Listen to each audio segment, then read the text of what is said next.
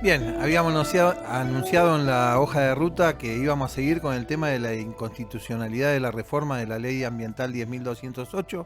Estamos en comunicación con Marcela Fernández. Buenas noches, Marcela.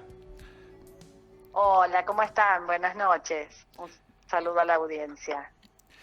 Bien, Marcela, bueno, te convocamos como para seguir trabajando sobre lo que es la inconstitucionalidad de esta reforma y bueno, y que de alguna manera le traslades a la audiencia lo que significa esta reforma y Ujú. el daño que puede llegar a causar a lo que es el ambiente y la calidad de vida de los que habitamos la provincia de Córdoba.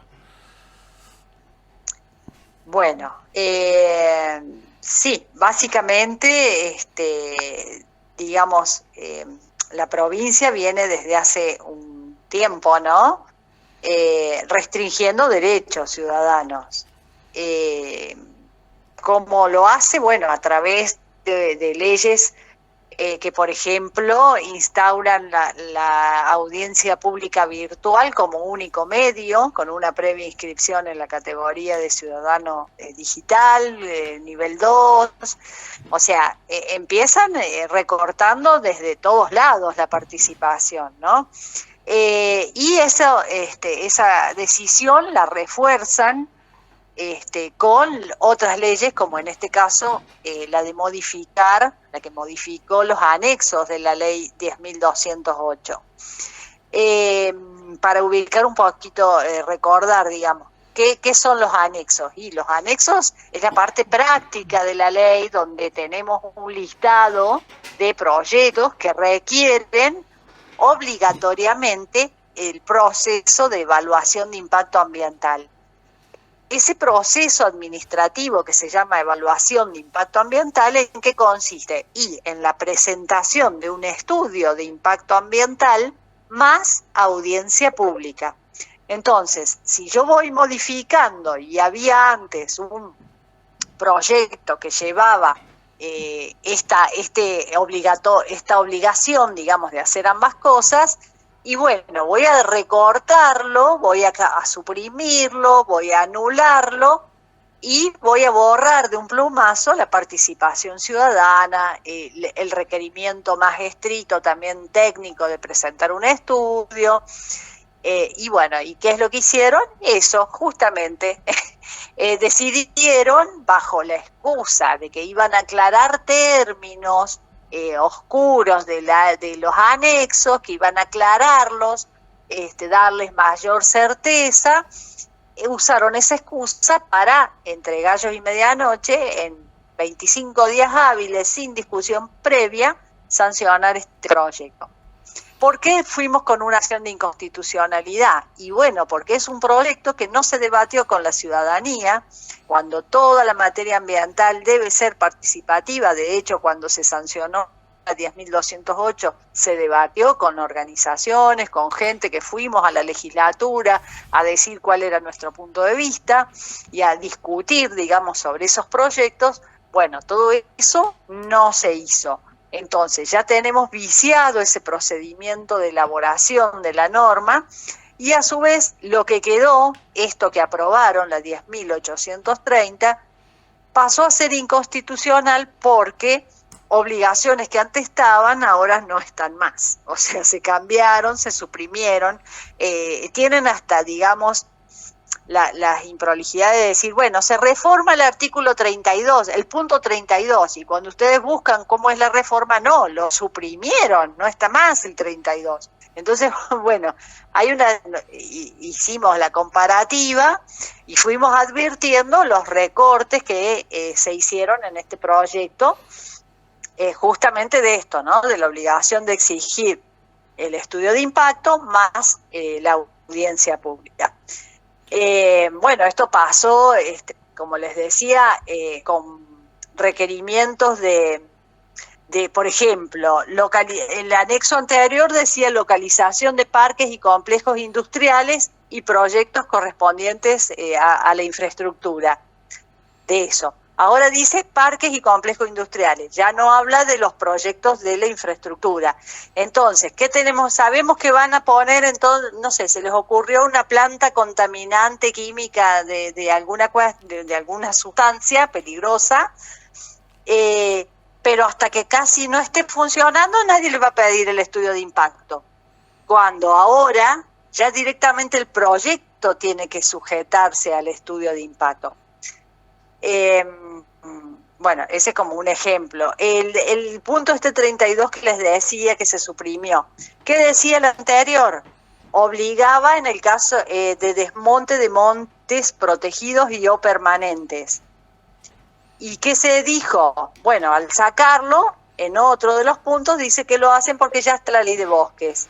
Ya está el artículo 14 de la ley de bosques que rige. Y no es lo mismo.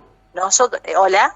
Sí, te estamos escuchando atentamente. Perdón. Te estamos escuchando atentamente. Sí. Perdón. No, ¿qué decía? ¿Por qué no es lo mismo? ¿Por qué no lo cubre la ley de bosques? Porque los montes protegidos y permanentes están en otra ley. Hay una ley 8066 que regula la situación de los montes que también se caracterizan como permanentes, que son, por ejemplo, los de las riberas de los ríos, donde los que hacen barreras forestales en el costado de los caminos. Esos son montes que hoy son bosques protegidos permanentes en esa ley 8066. No están en la ley de bosques a lo mejor relevados en el ordenamiento, pero tenemos como una doble protección. ¿Qué hicieron? Lo sacaron.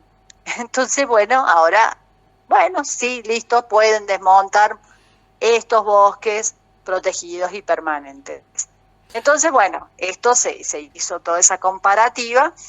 ¿Y qué indica? Que esta ley es inconstitucional y así pedimos que se declare al Tribunal Superior de la provincia porque es regresiva. ¿Qué nos está haciendo? Y nos está quitando protección que hoy tenemos. O sea, en lugar de ser una norma progresiva de tutelar más el ambiente, es regresiva porque nos está dejando más desprotegidos.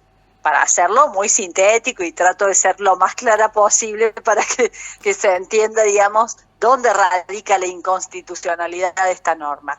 No, se entiende, en estos puntos. Se entiende muy bien, Marcela. Se entiende muy bien.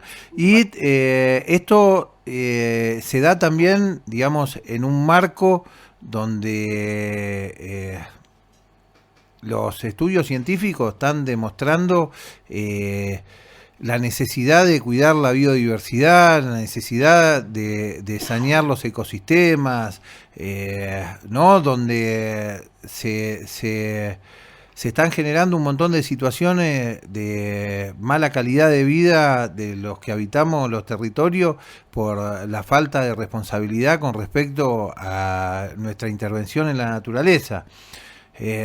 Así que la no regresividad en este caso sería, negar todos esos estudios científicos y esa realidad que nos está atravesando. Claro, sería no estar, digamos, fallando con las futuras generaciones, que la Constitución también nos dice, ¿no? O sea, acá nuestra Biblia es la Constitución y ese artículo 41 condensa todo, nuestro derecho al ambiente sano y equilibrado, que debe ser sustentable todo, ¿no? O sea, pensar en la sustentabilidad incluye a esas futuras generaciones, ¿qué les vamos a dejar? ¿Qué agua? Tenemos todos los diques contaminados, los ríos, las rutas que están destrozando todo lo que poquito que nos queda de bosque nativo, como la autovía, toda la de Parabachasca, la de Punilla. Todo eso está impactando en las cuencas hídricas.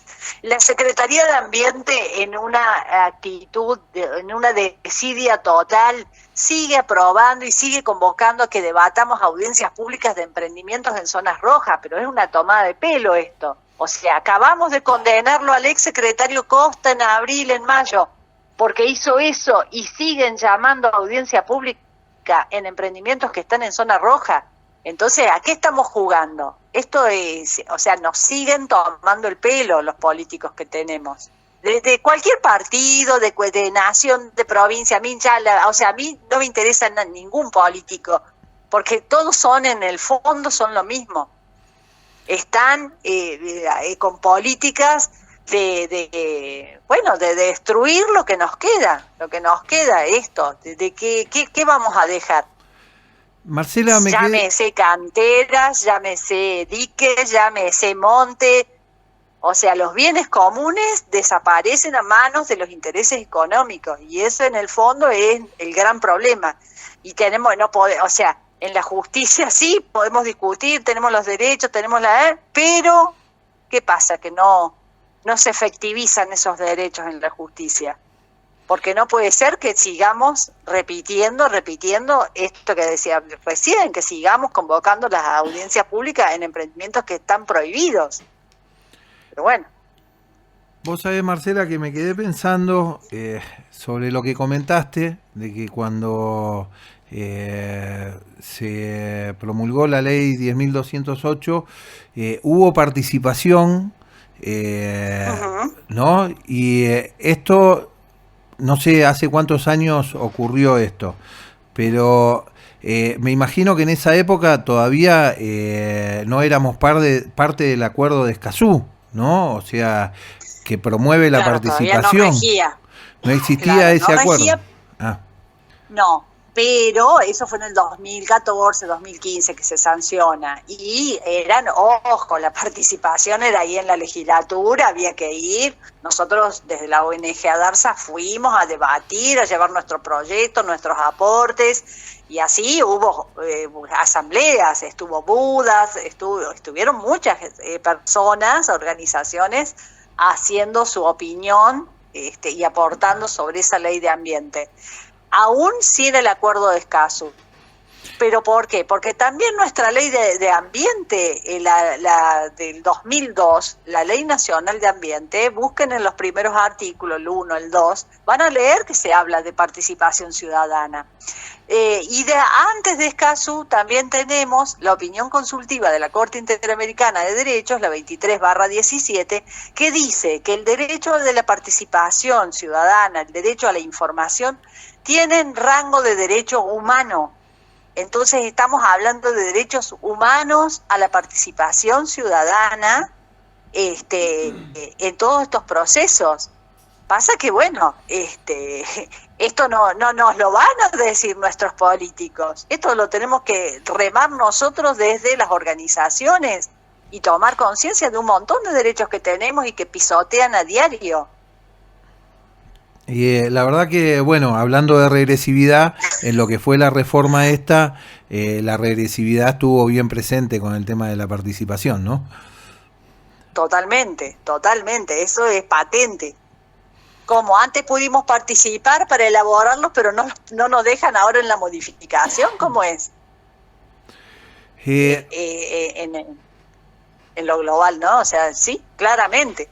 ¿Y quién fue la defensora enorme de todo ese anexo? La misma legisladora que nos dijo foquistas, irreductibles, no sé, bueno, toda una sarta de cosas en una audiencia pública. Con ese nivel de prejuicio sancionaron esto, ¿no? Y siguen mostrando al ambientalismo de la provincia como antigobiernos. Sí, como gente que quiere poner un palo en la rueda del progreso, el progreso que está costando vida, que está envenenando y que está matando, ¿no? Sí, una lucha que se tiene que dar. Marcela, la verdad que, bueno, agradecerte por estar en los micrófonos de FM Las Chacras. Creo que, bueno, seguimos sumando conocimientos sobre lo que es la inconstitucionalidad de esta reforma y vamos a seguir trabajando el tema como para ver si podemos derogar la 10.830. Así es, porque más allá de las acciones judiciales que podamos plantear, si no está el respaldo social, si no está esa legitimación social, y es muy difícil que a veces los jueces también se animen a dar vueltas las historias estas. Así que sí, contemos con seguir informando y difundiendo y, bueno, haciendo nuestro trabajo. Muchísimas gracias. Cada uno desde su lugar. Muchas gracias a ustedes. Desde FM Las Chacras, Marcela Fernández.